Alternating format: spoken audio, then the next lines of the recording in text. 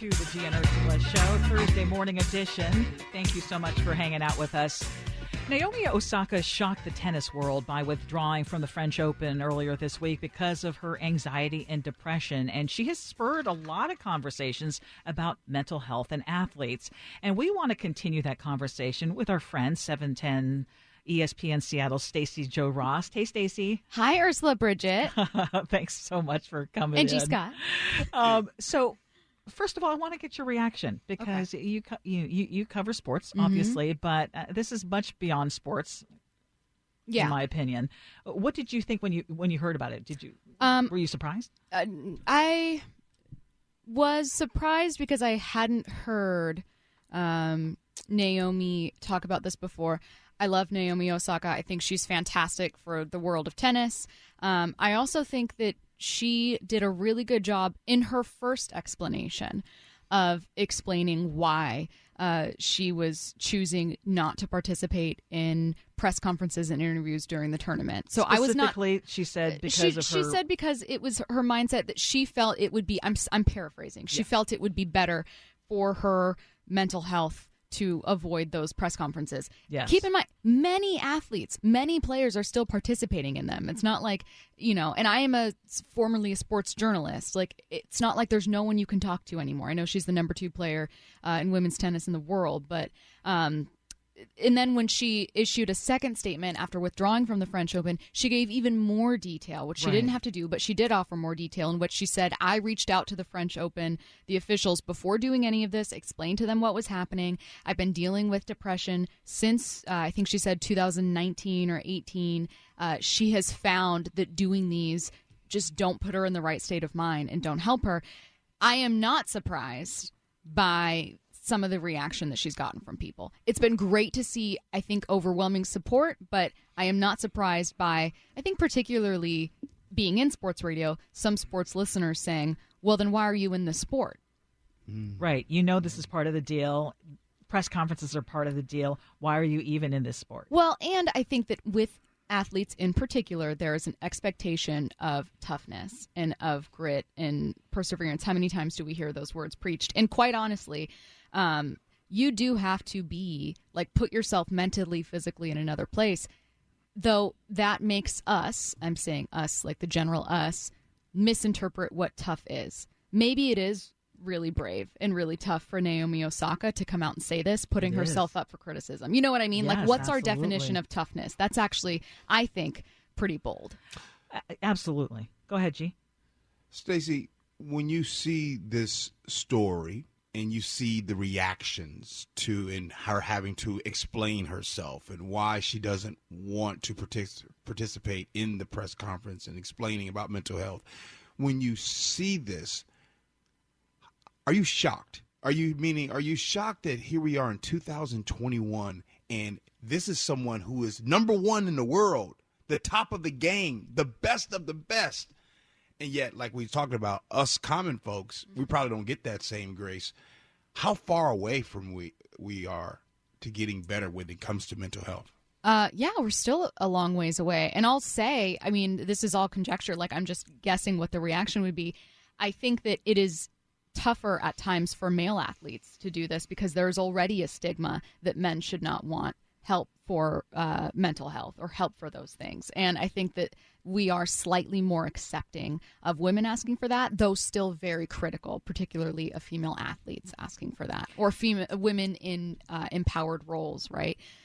Which is unfair for both parties. So I think we still have a ways to go.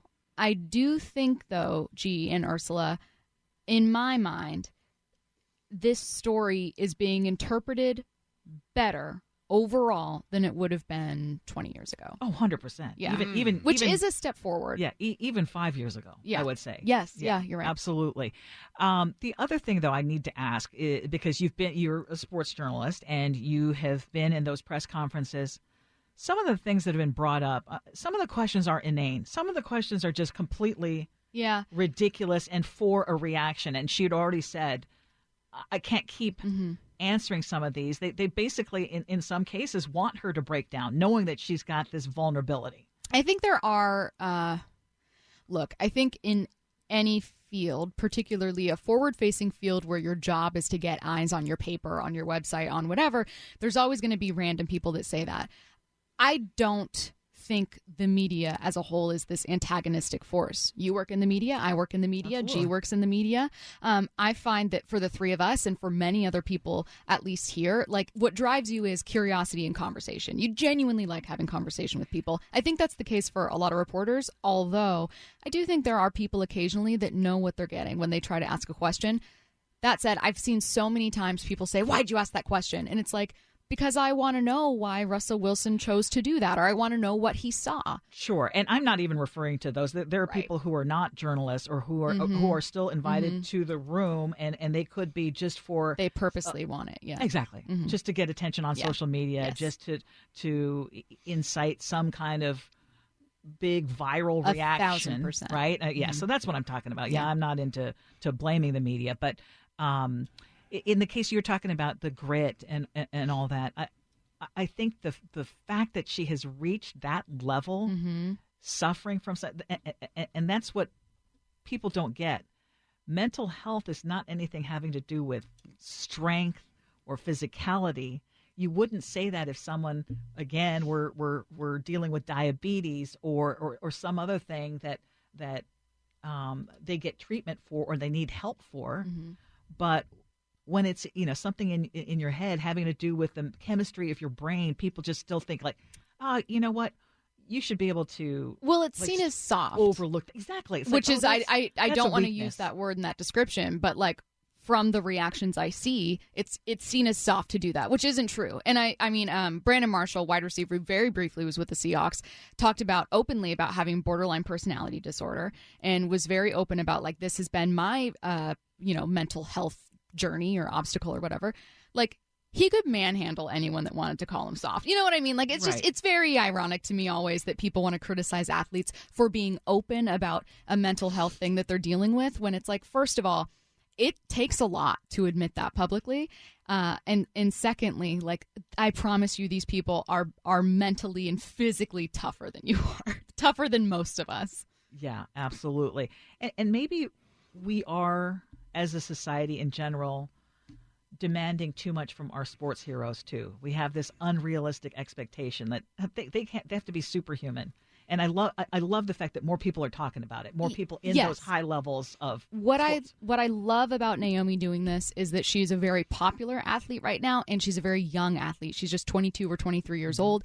And there is a population of athletes that we also overlook, college athletes.